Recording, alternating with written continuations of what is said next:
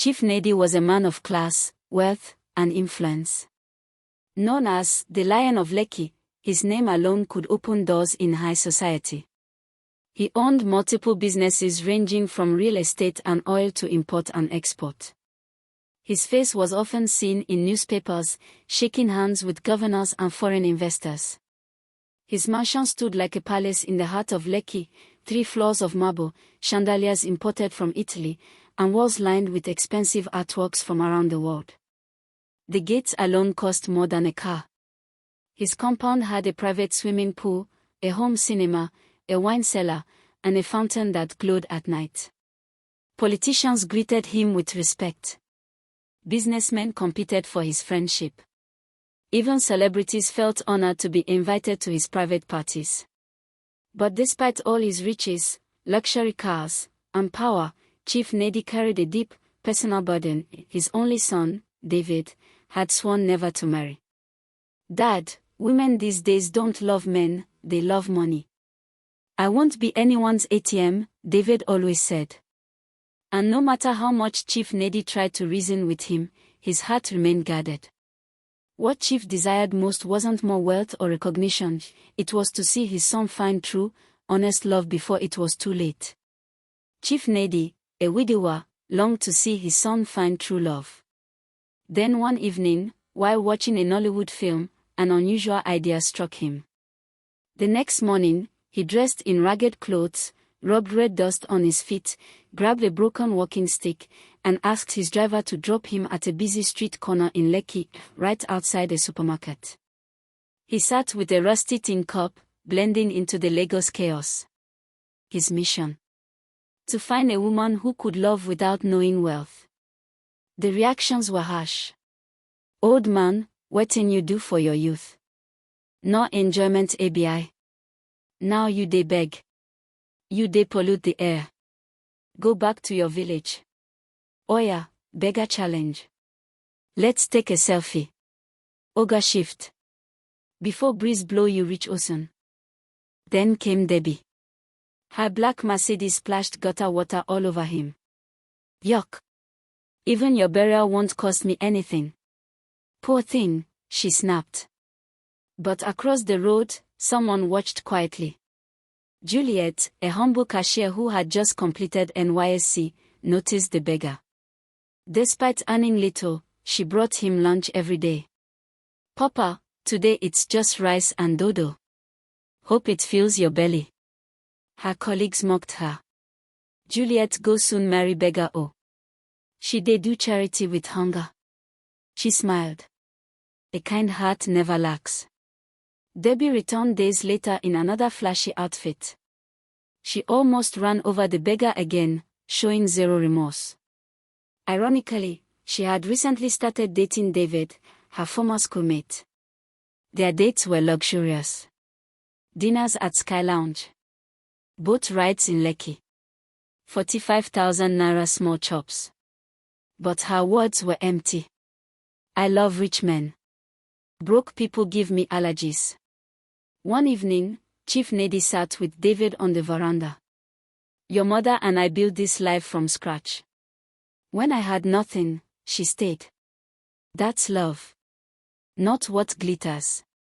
David sighed. "Times have changed, Dad. Women now want luxury. But there's someone. Her name is Debbie. She's fun. She has a good heart." Chief raised a brow. A good heart. Or a loud presence with filtered intentions. "Bring her home. Let me see her eyes. The heart never lies. She's modern. Not the type for home visits. If she's going to be your future, she should meet your past." The next day, Debbie arrived at the mansion, dressed like a celebrity. David welcomed her nervously. Chief Nedi sat silently. "Dad, meet Debbie, my girlfriend." "Good evening, sir. It's a pleasure. Sit down." "What do you do, Debbie?" "I run a skincare brand and I influence online. I believe in soft life, travel, good food, enjoyment." "What about love?" "Love is sweet, but sweeter with money. I can't suffer with any man. I'm too precious. Chief stared into her eyes. Do you remember splashing dirty water on a beggar outside a supermarket? Beggar? I see them all the time. That beggar was me. Debbie froze. Her face went pale. You said my death wouldn't cost you anything. That was your heart speaking. Debbie dropped to her knees. I didn't know. I thought. You showed your true self when no one was watching. David stood, crushed. You lied, insulted a helpless man. Debbie, was this all fake?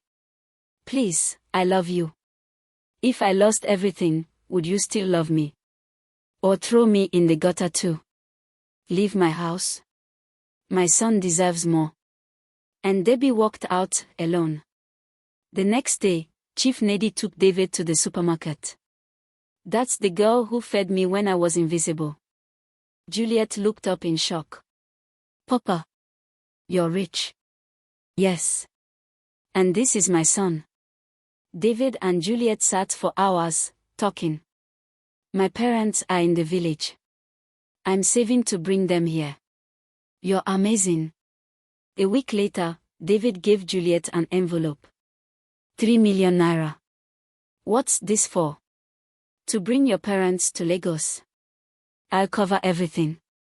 Juliet cried. Who am I to receive this? You're the woman with the richest heart I've ever met. Juliet's parents moved into a furnished flat. Months later, Juliet and David had a simple, beautiful wedding. Debbie watched online, crying. I lost him to rice and beans. Her friend replied. No sis, you lost him to humility. Juliet and David were now married, living peacefully in their Lekki home. Their love was strong, but after a year, one thing weighed on their hearts: Juliet hadn't conceived. At night, Juliet cried silently, her heart heavy. Juliet whispered, Lord, what have I done wrong? David always comforted her. David said gently, my love, don't worry. When the time is right, we'll have our baby. You are more than enough for me. But far away, Debbie watched their happiness from a distance with bitter jealousy. Debbie hissed, Juliet. That rice and beans cashier. She took my man. But guess what? If I can't have David, no one will. She prepared a dark plan and showed up at their home pretending to have changed. Debbie said, David, I came to apologize. I've grown. I've found peace. Inside her bag was a fake pregnancy result. With fake tears in her eyes, she blurted, I'm pregnant and it's yours.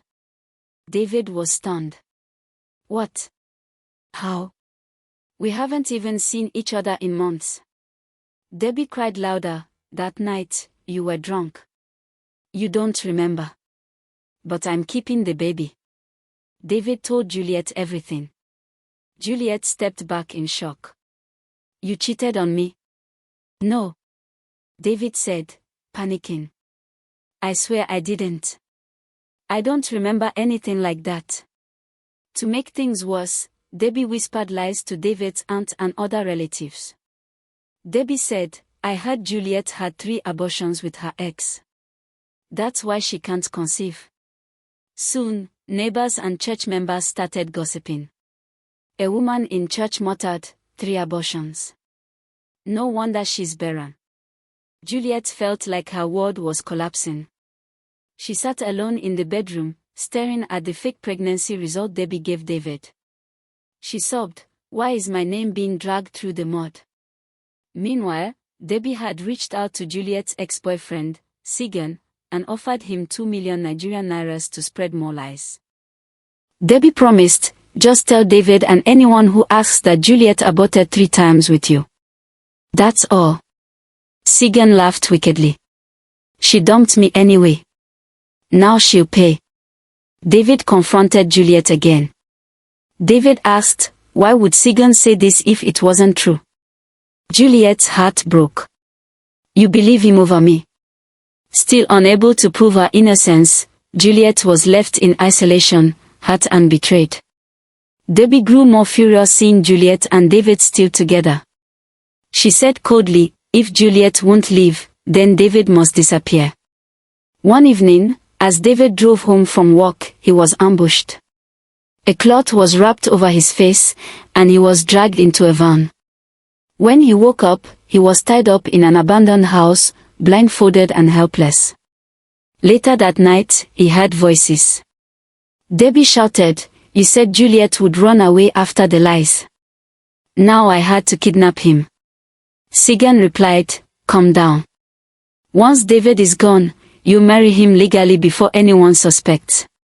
David's heart raced. He realized the whole pregnancy was a setup.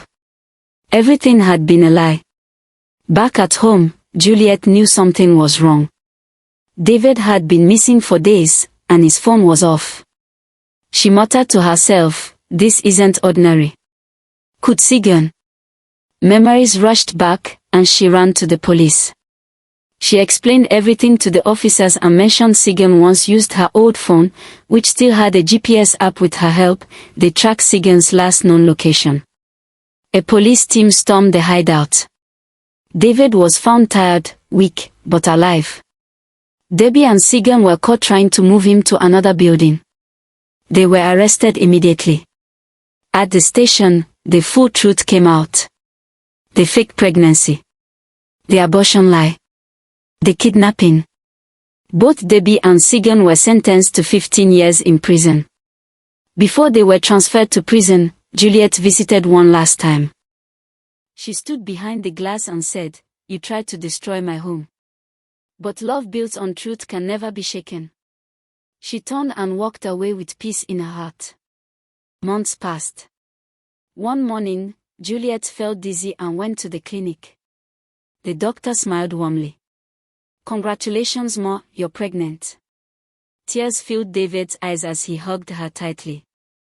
David whispered, "God waited for the right moment, and gave us a miracle." Years later, their children sat in the living room as David shared their story. David said, "In this house, never trust outsiders over your family. If there's a problem, talk to one another. Love is built on truth, not gossip." Juliet smiled and added, "A kind heart may be mocked today, but it will always win tomorrow." Lessons from this story. Jealousy ruins, but love heals. Gossip and lies may travel fast, but truth always catches up. Kindness and patience will bring you your blessing. Don't forget to share this story with someone who needs to hear it. Subscribe for more powerful, emotional stories every week.